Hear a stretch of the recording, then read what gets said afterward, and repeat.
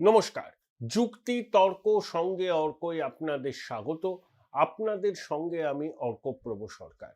সবার আগে আপনাদের কৃতজ্ঞতা জানাই, যেভাবে আপনারা আমাকে সমর্থন করছেন, একই সঙ্গে কমেন্ট বক্সে আপনাদের মতামত জানিয়ে সমৃদ্ধ করছেন এবং আমাকে থ্যাঙ্কস বাটনে ক্লিক করে সহায়তাও করছেন। আশা করি আপনাদের সহযোগিতা থেকে বঞ্চিত হব না। আপনারা যে ডিভাইসেই আমার অনুষ্ঠান দেখুন না কেন, সাবস্ক্রাইবার বাটনের পাশে থ্যাঙ্কস বাটন আছে, সেখানে ক্লিক করলেই সুপার থ্যাঙ্কস, আপনাদের সহযোগিতা সরাসরি আমার কাছে পৌঁছবে। দেখুন, পশ্চিমবঙ্গের মানুষ, যারা আমাদের মতো সাধারণ মানুষ, যারা চায়ের দোকানে আড্ডা মারেন, পাবলিক ট্রান্সপোর্ট অ্যাভেল করেন, কলেজ বিশ্ববিদ্যালয় সরকারি দপ্তরে যাতায়াত আছে, মাঝে মধ্যে লোকাল ট্রেনেও চড়েন, ওগুলোকে আমি মনে করি মানুষের মন বোঝার সেরা বিশ্ববিদ্যালয়। সেই বিশ্ববিদ্যালয়ের সঙ্গে যুক্ত মানুষ কি বলছেন? দাদা, পরিবর্তন হবে তো? আসলে বাংলায় পরিবর্তন হতে সময় নেয়। বামেরা কোনোদিন পশ্চিমবঙ্গের মসনদ থেকে উৎখাত হবে, অতি বড় বাম বিরোধীরাও একসময় আর এই আশা রাখতেন না। 34 বছর মানে ভাবতে পারছেন যে ছেলেরা 77 সালে জন্মেছিল, 2011-য় সে মধ্য 30, তার শৈশব, কৈশোর, যৌবন চলে গেছে বাম জমানায়। তারপরে তৃণমূল কংগ্রেসও 15টা বছর কাটিয়ে দিল। আমরা তো আর কেরল নই, রাজস্থান নই, যদিও কেরলে একটা এক্সেপশন হয়েছে 10 বছর, কিন্তু এবারে বামেরা বিদায় নেবে। এখানে জগদ্দল পাথরের মতো শাসক বসে থাকে, একবার ক্ষমতায় আসবে। তাই এই প্রশ্ন অনেকের মনে উঠছে, এবার কি সত্যিই পরিবর্তন হবে? আমরা কি পরিত্রাণ পাবো দুর্বৃত্ত রাজের থেকে? এখানেই আপনাদের কতগুলো কথা বলার প্রয়োজন। দেখুন, শেষ নির্বাচনটা কবে হয়েছে? 2024-এর লোকসভা। সেখানে শাসক এবং বিরোধী, মানে এই রাজ্যের ক্ষমতাসীন তৃণমূল কংগ্রেসের সঙ্গে বিরোধী বিজেপির ভোটের পার্থক্য হচ্ছে 40 লক্ষ। তৃণমূল 29টা আসন জিতেছে, বিজেপি 12টা। বিজেপি বিধানসভা ভিত্তিক এগিয়ে আছে প্রায় 100টা আসনে। 121টা পুরসভার মধ্যে 71টা পুরসভায় আর 39% ভোট পেয়েছে। তার মধ্যে হিন্দু ভোট পেয়েছে 56%। ভারতবর্ষে হিন্দু ভোটের সব থেকে বেশি মেরুকরণ হয় গুজরাটে, 100টার মধ্যে 62টা। তারপরেই কিন্তু আমাদের পশ্চিমবঙ্গ। এই মেরুকরণটা শুরু হয়েছে 2018-র পর থেকে। এই মেরুকরণ এখন কার্যত সম্পূর্ণ হয়ে গেছে। এই আবহে ভোট হবে। তার উপর এসআইআরে যখনই শেষ হোক, দেখবেন 85 থেকে 90 লক্ষ নাম বাদ যাচ্ছে। তাহলে 7,66,00,000 আমাদের মোট ভোটার, তার 12-13% নাম বাদ যাচ্ছে। ইতিমধ্যে যে খবর পাওয়া গেছে যে 31 লক্ষ আনম্যাপ ভোটারকে চিহ্নিত করেছিল কমিশন, তার 10%-এর উপরে শুনানিতে আসেনি। কমিশনের অনুমান এরা ফিকটিশিয়াস ভোটার, ভুয়ো ভোটার, এবং এরা যে নির্ধারিত দিনে শুনানিতে আসবে না সে সম্পর্কে আগাম কোনো খবর এরা বিএলওকে দেয়নি। এর থেকে কমিশনের ধারণা হচ্ছে এরা ফিকটিশিয়াস ভোটার, এরা বুতুলে ভোটার। তাহলে এসআইআর এর অভিঘাত একটা পড়বে এবং শাসক ও বিরোধীদের মধ্যে যে ভোটের ফারাক, সেই ফারাকটা কার্যত থাকবে না। ধরুন উত্তর কলকাতা, প্রায় 4 লক্ষ ভোটারের নাম বাদ যাচ্ছে। 15 লক্ষ ভোটার, 4 লক্ষ বাদ গেলে থাকে 11 লক্ষ। এখানকার প্রত্যেকটা বিধানসভা কেন্দ্রের ফলাফল কি হবে সে সম্পর্কে অতি বড় পণ্ডিত প্রেডিক্ট করতে পারবেন না। এক, 2, হিন্দু ভোটের মেরুকরণ চূড়ান্ত হবে। 100-র মধ্যে 65টা থেকে 66টা হিন্দু ভোট বিজেপি পাবে, এবং তাতে ক্ষমতায় আসতে গেলে যে ক্রিটিক্যাল মাসের দরকার, সেই ক্রিটিক্যাল মাস বিজেপি জোগাড় করে নিতে পারবে। 3, ইডির ডিরেক্টর সফর করে গেছেন কলকাতায়, তার জন্য জেট ক্যাটেগরির নিরাপত্তা দেয়া হয়েছিল। কয়লা পাচার, আইপ্যাক সংক্রান্ত তদন্তের অগ্রগতি কি হয়েছে সে সম্পর্কে তিনি তথ্য নিয়েছেন, নিজের মত জানিয়েছেন। আইনজীবীরা ছিলেন, সিবিআই এর ডিআইজি পদমর্যাদার অফিসার ছিলেন, সিআরপিএফ এর লোকজন ছিলেন।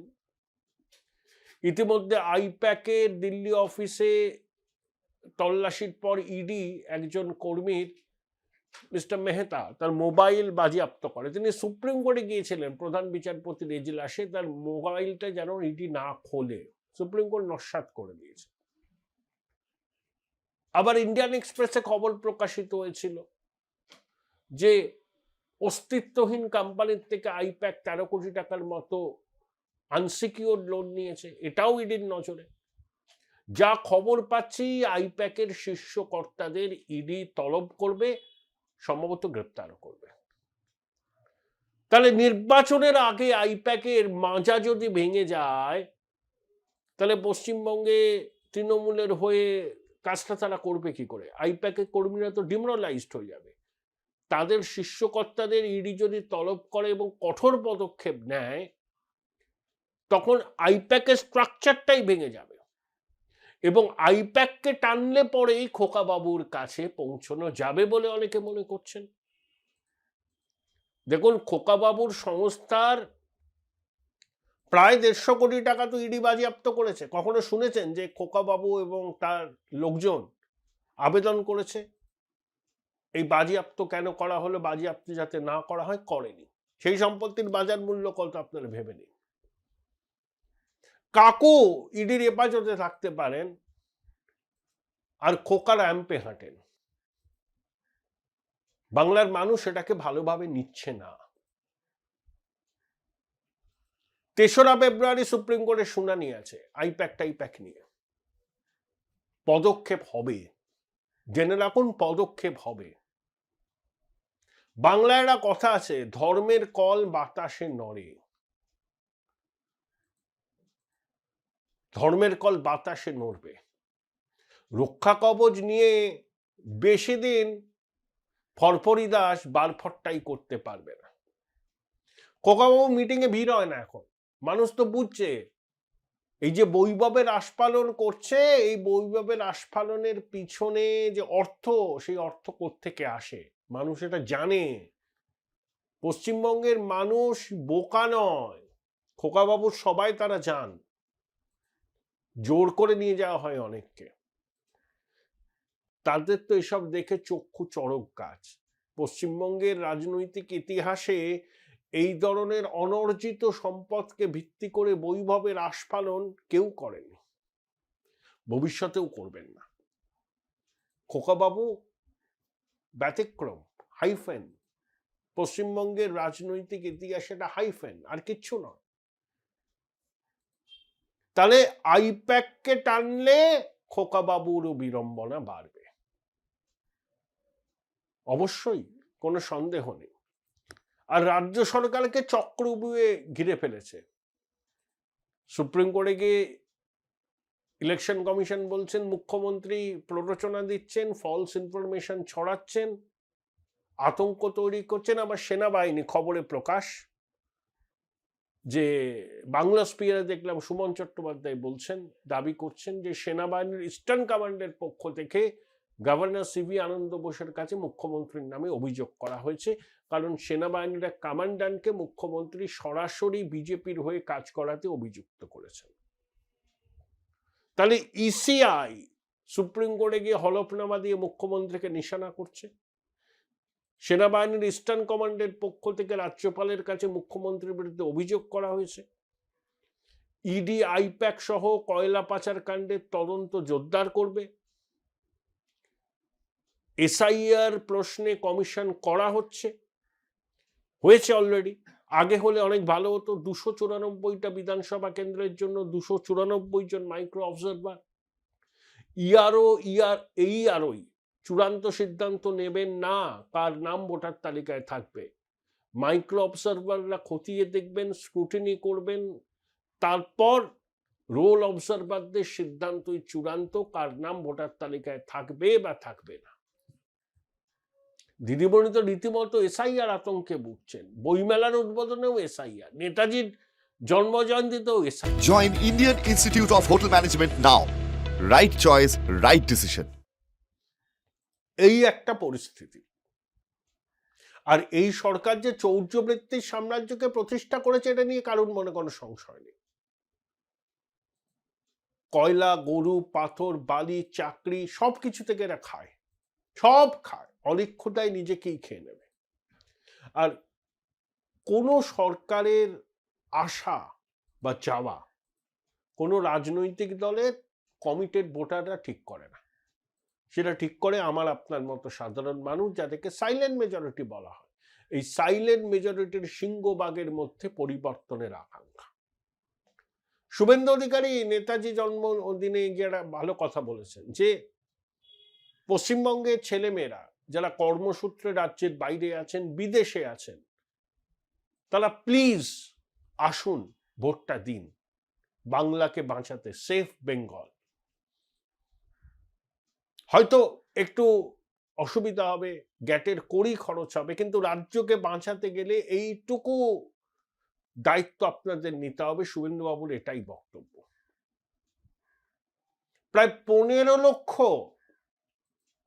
পশ্চিমবঙ্গের মানুষ পৃথিবীর 50টা দেশে আছেন ছড়িয়ে। আর ভারতবর্ষের অন্যান্য রাজ্যে তো কত আছে, সে সংখ্যা নিশ্চয়ই আছে। বেঙ্গালুরুকে অনেকে বলে বঙ্গালুরু, মানে বাঙালি এত বেশি হয়ে গেছে। 3 জনের মধ্যে একজন বাঙালি। একই ছবি গুরগাঁও, হায়দ্রাবাদ, মুম্বাই। আসতে হবে তাদেরকে, ভোটটা তো দিতে হবে। এখান থেকেই তো আপনারা জন্মেছেন, পড়াশোনা করেছেন, বড় হয়েছেন, থাকতে পারেননি এখানে, বাবা মাকে ছেড়ে থাকতে হচ্ছে। বদলাতে হবে তো রাজ্যটাকে। আমাদের ছেলে মেয়েদেরকে এখানে তো রাখতে হবে, এখানে তো কাজের সুযোগ করতে হবে। পরিযায়ী শ্রমিকরা কেন বাইরে যাবেন? বাংলাকে বাঁচানোর একটা গণভোট। মানুষকে ঠিক করতে হবে, চৌর্যবৃত্তির সাম্রাজ্যকে আপনারা রেখে দেবেন, নাকি একটা রাষ্ট্রবাদী সরকার তৈরি করবেন, ন্যাশনাল মেনস্ট্রিমের সঙ্গে নিজেদের যুক্ত করবেন। পশ্চিমবঙ্গের মানুষ 77 সাল থেকে 2026 পর্যন্ত কখনো ন্যাশনাল মেনস্ট্রিমের সঙ্গে যুক্ত হয়নি। সবসময় কেন্দ্রের বঞ্চনা, কেন্দ্রীয় বিরোধী অবস্থান নিয়েছে। আর যারা কেন্দ্রের সঙ্গে সুসম্পর্ক রেখে চলেছে তারা এগিয়ে গেছে। নবীন বাবু এনডিএ জোটে ছিলেন না, কিন্তু ঝগড়া করতেন না। আর বঙ্গেশ্বরী মানসিকতাটাই হচ্ছে ঝগড়া। তার পরিণাম কি? ঈশ্বর পরিত্যক্ত বঙ্গদেশ ছাড়ে। শিল্পপতিরা বিনিয়োগের প্রতিশ্রুতি দেন, বিনিয়োগটা করেন না। উড়িষ্যা 1 লক্ষ কোটি টাকার বিনিয়োগ শুধু পশ্চিমবঙ্গ থেকে নিয়ে গেল। পশ্চিমবঙ্গের শিল্পপতিরা রাজস্থানে বিনিয়োগ করছেন, ভাবুন। আর আমরা ভাতাজীবী হয়ে গেছি, ভাতাজীবী। এই রাজ্য সরকার শেষ কবে পাকা নিয়োগ করেছে বলুন তো? সব অস্থায়ী, সব ক্যাজুয়াল, কন্ট্রাকচুয়াল। এর থেকে মুক্তি পেতে গেলে ওই সাইলেন্ট মেজরিটিকে এগিয়ে আসতে হবে। যারা বাইরে থাকেন, বিদেশে থাকেন, কমিশন যখন তারিখটা জানাবে, যবেই হোক ভোট, সময় পাবেন, চলে আসুন, গণতান্ত্রিক অধিকার প্রয়োগ করুন। এবং ইলেকশন কমিশনের কাছে রাজনৈতিক দলগুলো আবেদন করুন যে অনাবাসীদেরও যারা পোস্টাল ব্যালটের মাধ্যমে ভোট দিতে পারে এই সংস্থান করা হোক। পরিবর্তন এবার আসন্ন। বঙ্গেশ্বরীর গদি উল্টানো সময়ের অপেক্ষা বলে বলছেন অনেকে। কারণ তৃণমূলের তার নতুন করে বলার কিছু নেই। তারা কি করতে পারে সেটা পশ্চিমবঙ্গের মানুষ জানে। বামেরা তৃণমূলের শাসনকে টিকিয়ে রাখতে চায়, তৃণমূল বিরোধী ভোট কেটে তৃণমূলের সুবিধা করবে। এই খেলা পরিষ্কার। বামেদের ভোটের আরো ক্ষয় হবে। তবে মুসলিম অধ্যুষিত জেলায় হুমায়ুন কবিরের দল, বাম, কংগ্রেস, আইএসএফ যদি একজোট হয়, তৃণমূলের কপালে অশেষ দুঃখ আছে। মালদায় তৃণমূল খাতা খুলতে পারবে না। এই যে ছবি বিভিন্ন জায়গা থেকে আসছে, তাতে কিন্তু অতি বড় মমতা সমর্থক নিশ্চিত নন যে চতুর্থবারের জন্য দিদিমণি মুখ্যমন্ত্রী হবে। আবার অনেকে বলছেন গদি এবার উল্টোবে, শত চেষ্টাতেও দিদিমণি গদি টেকাতে পারবে।